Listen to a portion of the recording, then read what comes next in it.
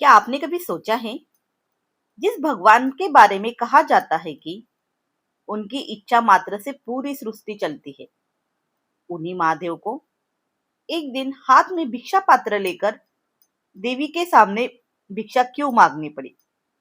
और उससे भी बड़ा रहस्य, जिस देवी के सामने महादेव भिक्षा लेने खड़े हुए थे, वह कोई और नहीं, स्वयं माता पार्वती थी।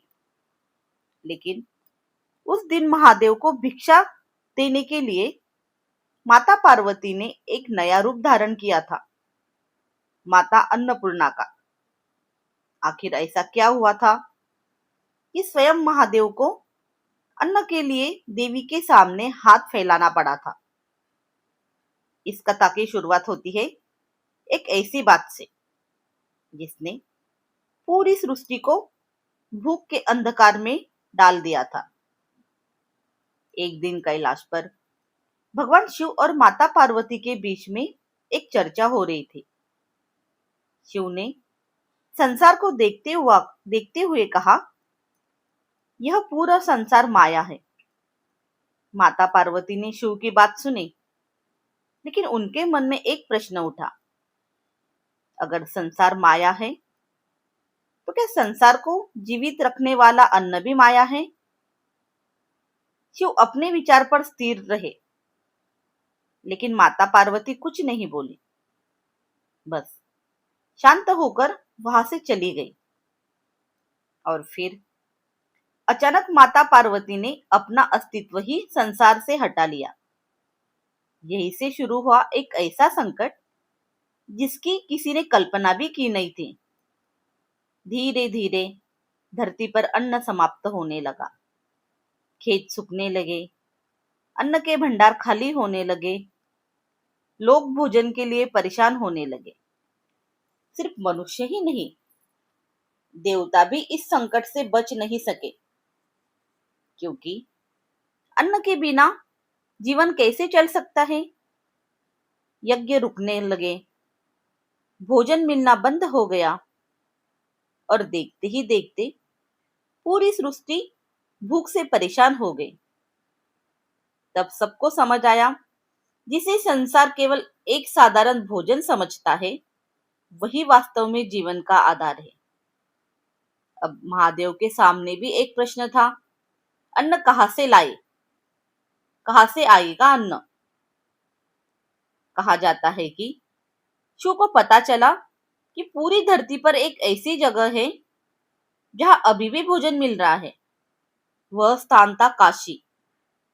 महादेव काशी पहुंचे, लेकिन वहां पहुंचकर उन्होंने जो देखा, उसे देखकर स्वयं शिव भी कुछ क्षणों के लिए शांत हो गए। काशी में एक दिव्य स्त्री भोजन बांट रही थी। उनके हाथों में था एक पात्र और एक स्वर्णिम करची। जो भी भूखा उनके पास आता, उसे भोजन मिलता। देवता, मनुष्य, साधु सभी उनके द्वार पर आ रहे थे, लेकिन महादेव अभी भी नहीं जानते थे कि वह स्त्री कौन है। फिर महादेव उनके सामने पहुंचे, लेकिन इस बार महादेव भगवान के रूप में नहीं आए थे। उन्होंने अपना भिक्षुक रूप धारण किया था। हाथ में भिक्षा का पात्र लिया और उस देवी के सामने खड़े हो गए। कल्पना कीजिए उस दृश्य की, पूरी सृष्टि के स्वामी स्वयं एक भिक्षुक बनकर खड़े हैं और सामने एक देवी अन्न बांट रही है। महादेव ने अपना पात्र आगे बढ़ाया और देवी ने उनमें अन्न डाल दिया।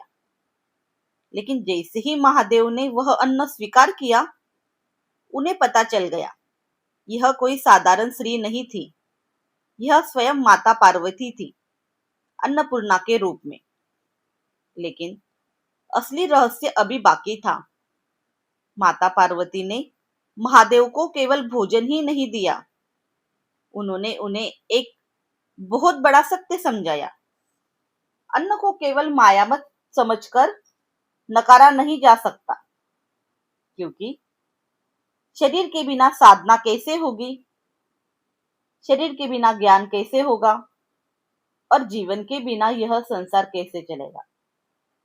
यही कारण है कि माता अन्नपूर्णा को केवल भोजन के लिए भोजन देने वाली देवी नहीं माना जाता। वह उस शक्ति का स्वरूप है जो पूरे जीवन को पोषण देती है। काशी की परंपरा में अन्नपूर्णा को जीवन के आवश्यक अन्न और पोषण की देवी माना जाता है। और अब सोचिए, इस कहानी में सबसे बड़ा रहस्य क्या है? महादेव को भिक्षा क्यों मांगनी पड़ी? क्या महादेव के पास अन्न नहीं था? क्या वह स्वयं अन्न उत्पन्न नहीं कर सकते थे? नहीं, यह कहानी किसी कमी की नहीं, यह एक सत्य की याद दिलाने वाली कथा है। शिव है चेतना और माता पार्वती है शक्ति। शिव और शक्ति अलग नहीं, एक के बिना दूसरे की पूर्णता नहीं। इसलिए जिस दिन संसार को अन्न की आवश्यकता हुई, उस दिन स्वयं महादेव को भी शक्ति के सामने अपना पात्र बढ़ाना पड़ा। और शायद इसी वजह से काशी में आज भी माता अन्नपूर्णा की पूजा इतनी विशेष मानी जाती है, क्योंकि वहां एक अद्भुत विश्वास जीवित है। काशी में कोई भूखा नहीं रहेगा, और माता अन्नपूर्णा के हाथ में वह पात्र सिर्फ अन्न से भरा पात्र नहीं है, वह एक संदेश है। जिस अन्न का एक दाना तुम्हारे सामने है, उसके पीछे भी किसी दिव्य शक्ति की कृपा है। इसलिए भोजन को कभी व्यर्थ मत समझिए। एक दाना भी किसी के जीवन के लिए हो सकता है। और इस पूरी कथा का सबसे सुंदर रहस्य यही है, महादेव ने भिक्षा मांगकर स्वयं को छोटा नहीं किया, बल्कि उन्होंने संसार को सिखाया कि जीवन में चाहे कोई कितना भी बड़ा क्यों न हो, उसे उस शक्ति के प्रति कृतज्ञ रहना चाहिए जो उसे जीवित रखती है। इसलिए एक हाथ में भिक्षा पात्र लिए महादेव और सामने अन्न बांटती माता अन्नपूर्णा, यह दृश्य केवल एक कथा नहीं, यह शिव और शक्ति के उस संबंध का प्रतीक है, जहां शिव बिना शक्ति के अधूरे है और शक्ति बिना शिव के अपनी पूर्णता प्रकट नहीं कर सकते।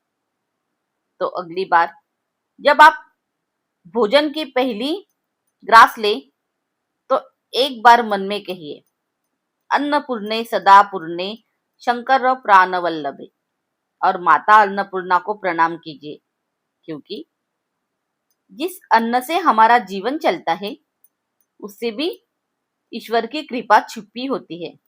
हर हर महादेव। जय मां अन्नपूर्णा। धन्यवाद।